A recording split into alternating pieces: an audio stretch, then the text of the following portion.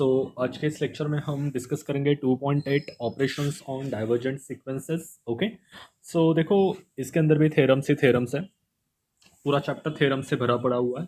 So theorem is if Sn and Tn are sequences of real number diverges to infinity, then their sum and their product diverge to infinity. Okay, अब क्या होता है, देखो convergent में क्या होता है, every convergent sequence is bounded. Okay, मतलब जो भी सीक्वेंस है वो कोई पर्टिकुलर नंबर से क्या हो जाएगी, छोटी हो जाएगी। बट जब भी सीक्वेंस डाइवर्जेंट होती है तब ये जो केस है ना वो उल्टी हो जाती है। मतलब क्या है, वो जो लेस देन एम होता है ना, कोई भी sequence S N less than M, तो वो बदल के S N greater than M हो जाता है। ठीक है, सो इसी एक चीज को ध्यान में रखते हुए हमको आगे के सारे थ्योरम्स प्रूव करने हैं। Okay, alright, so let's start. Given m greater than 0, we choose n1 belongs to I such that, अब देखो यहाँ पे n1 क्यों लिया, क्योंकि यहाँ पे दो सीक्वेंसेस है tn और sn। ठीक है, तो हर एक के लिए n अलग होगा। ठीक है, सो sn greater than m where n greater than or equal to n1 and choose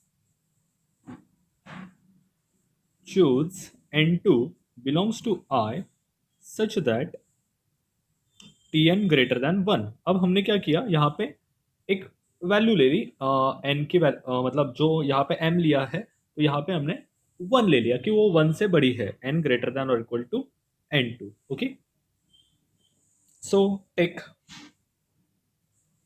n is equal to maximum of n1 and n2 such that, अब दोनों के एडिशन करो, sn प्लस tn, ये ग्रेटर देन आ जाएगी m plus 1 से। ठीक है, it's very simple, addition prove हो गई। ठीक है, and Sn into Tn is again m into 1। ठीक है, is nothing but m, so again n greater than or equal to n। बस इतना ही प्रूव करना था, where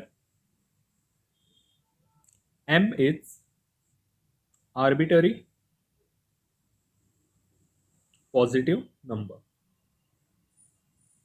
ठीक है, बस इतना ही प्रूव करना था कि कोई सीक्वेंस अगर अनबाउंडेड है तो उनके एडिशन एंड प्रोडक्ट भी क्या आता है, unbounded. Okay, then next, if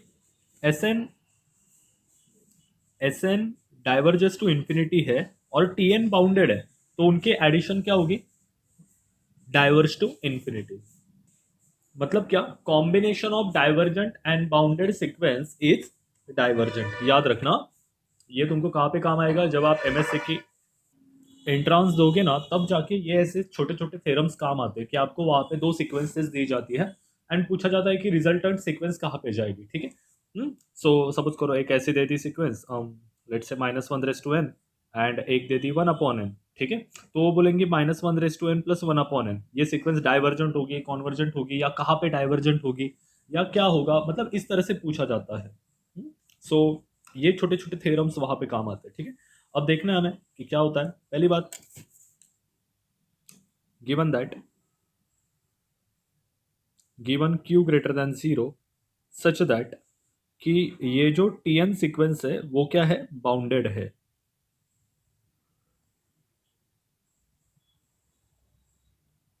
now given m greater than 0, choose natural number या any number belongs to I, natural नहीं कहते उसे, any number belongs to I such that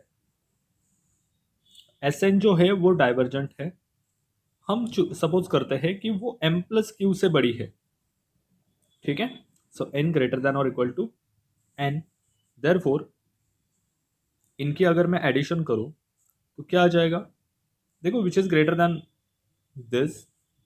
ठीक है, बट Sn क्या है, m प्लस क्यू, और Tn क्या है, q। ठीक है, तो ये q q कट हो जाएगा तो m बचेगा। Okay, therefore Sn plus Tn greater than m, मतलब transitivity relation direct, for every n greater than or equal to n, hence proof, which shows that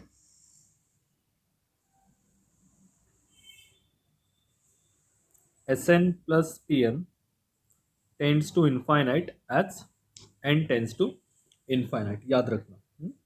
the next one, this is a corollary, कि अगर S N divergent है, T N convergent है, तो again उनकी addition भी क्या आ जाएगी, divergent. Okay, याद रखना। तो दोनों थ्योरम में फर्क है, आपको बस इतना ही देखना है कि कैसे। देखो लास्ट टाइम क्या था, एस एन डाइवर्जेंट थी और टी एन बाउंडेड थी। टी एन क्या थी, बाउंडेड, तो उनका एडिशन क्या आया, डाइवर्जेंट। यहाँ पे एस एन डाइवर्जेंट है प्लस टी एन कॉन्वर्जेंट है, सो रिजल्टेंट अगेन क्या आया, डाइवर्जेंट। अब आप बोलोगे what is the difference between in both. हाँ, एक बेसिक डिफरेंस मैं बता देता हूँ कि every bounded sequence need not be convergent but every convergent sequence is bounded, याद रखना। सो ये थ्योरम के ऊपर से हम इस थ्योरम को जस्टिफाई कर सकते हैं, लेकिन इस थ्योरम के ऊपर से इसको जस्टिफाई नहीं कर सकते, ठीक है। सो इसके प्रूफ में बस बुक में इतना दिया है कि the proof follows directly from 2.5b 2.8b, ठीक है। ये 2.5b क्या है, ये मेरे प्रीवियस लेक्चर में आपको पता चल जाएगा, और 2.8b तो अभी लास्ट वाला हुआ हो, ठीक है, वही जो मैंने बताया अभी, ठीक है। तो बस इतना अच्छे से याद रखना और इस थ्योरम को प्रूव करके अपने ग्रुप पे पोस्ट कर देना कि हाँ सर मेरा ये आंसर आया, कि चेक कर लो सही है गलत। Now the exercise 2.8, give an example of sequence Sn and Tn such that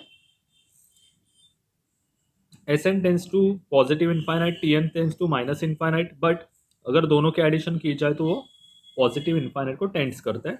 दूसरा, Sn इनफाइनाइट को टच हो रही है, Tn भी इनफाइनाइट को टच हो रही है, बस उसका सब्ट्रैक्शन कहाँ टच हो रहा है, 7 को।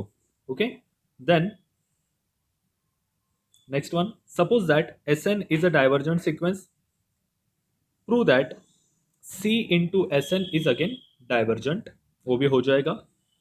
देन बस यहाँ पे इतना ही पूछा है, ट्रू और फॉल्स, कि एस एन ऑसिलेटिंग सीक्वेंस है बट बाउंडेड नहीं है, और टी एन बाउंडेड है, तो क्या S N oscillating and not bounded होगा क्या, ठीक है, ये देखेंगे हम अपने अपने सॉल्यूशंस के अंदर। So don't worry about this. Now there is one solution, give an example of sequence. पहले ही देखो, पहले पूछिए कि वो इनफाइनाइट, दोनों इनफाइनाइट को जाने चाहिए, विथ उनके एडिशन भी इनफाइनाइट को टच होनी चाहिए, ठीक है। तो देखो मैंने एक सीक्वेंस ले ली n, दूसरी भी n ले ली, तो उनके एडिशन क्या आएगी, 2n। देखो as n tends to infinite, 2n tends to again infinite, ठीक है, 2n tends to again infinite, that's why ये भी हो गया। दूसरा, दो एग्जांपल बोले थे ना कि Sn tends to infinite, Tn tends to infinite, तो उनका सब्ट्रैक्शन कहाँ पे जाना चाहिए, 7 पे, ठीक है। Now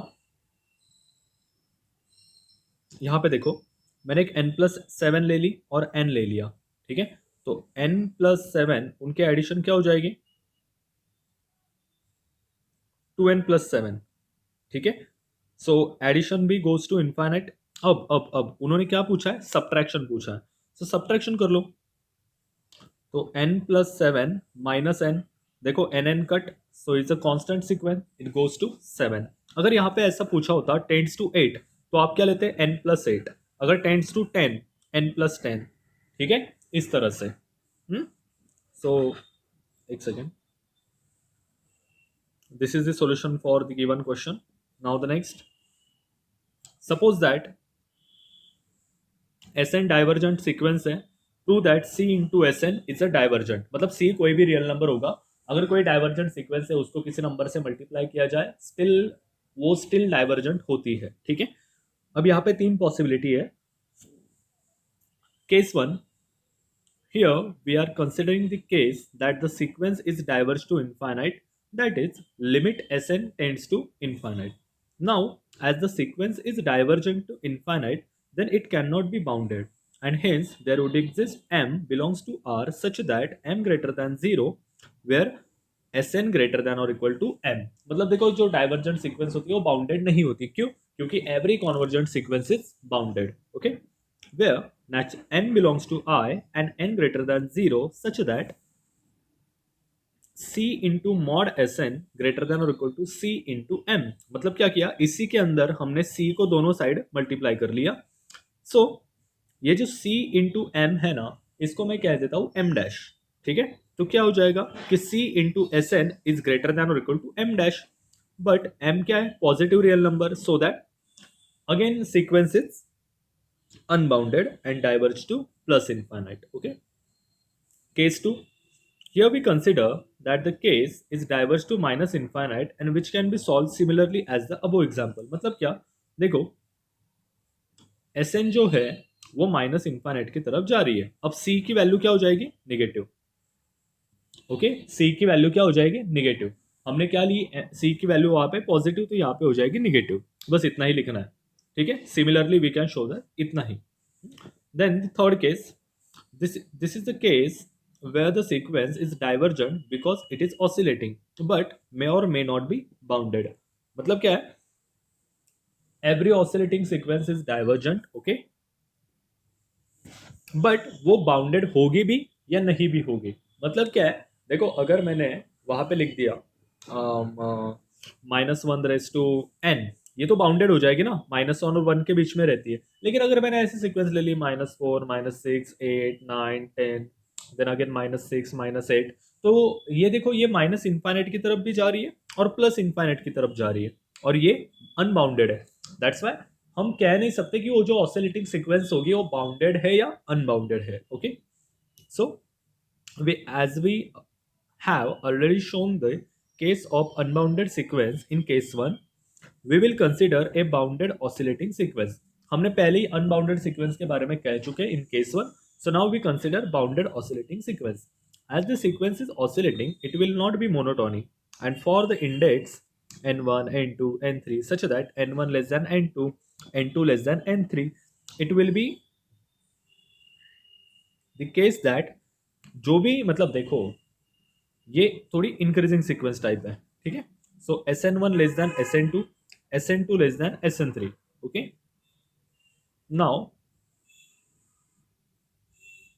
let us see the case for C into Sn as n is equal to 1 to infinite। if C greater than 0 then C into Sn1 in less than C into Sn2। अब ये हमें पता है कि अगर A less than B है तो अगर मैं उसे कोई भी पॉजिटिव नंबर से मल्टीप्लाई करूं तो स्टिल इनइक्वालिटी सेम। ये आपने फर्स्ट ईयर के फर्स्ट सेमेस्टर में रियल नंबर के चैप्टर में पढ़ा है, properties exam of real number, ठीक है। सो नाउ हेंस ये देखो ये दोनों सेटिस्फाइड हो जाएंगे, hence C into S N is also monotonic, hence divergent, ठीक है। Similarly we can prove that for if C is less than 0, ठीक है। ये इतना हो जाएगा। And the last question, true और फॉल्स, अगर एस एन ऑसिलेटिंग है but not bounded and T N bounded है, so S N plus T N जो होगा वो ऑसिलेटिंग भी होगा एंड नॉट बाउंडेड भी होगा। Yes, this is true. Okay, अब इसका काउंटर एग्जाम्पल जो भी होगा कि हाँ बाबा बिकॉज ऑफ दिस एग्जाम्पल ये ट्रू हो रहा है, ये आप अपने ग्रुप में डालो या कमेंट सेक्शन में पोस्ट कर दो। अगर वो एग्जाम्पल सही रहा तो मैं पिन कर दूंगा, सो बाकी स्टूडेंट भी देख पाएंगे। सो यहाँ पे हमने कवर किया 2.8। From the next lecture we will continue limit superior limit inferior of the given sequences. तब तक के लिए thank you so much, have a good day, bye bye.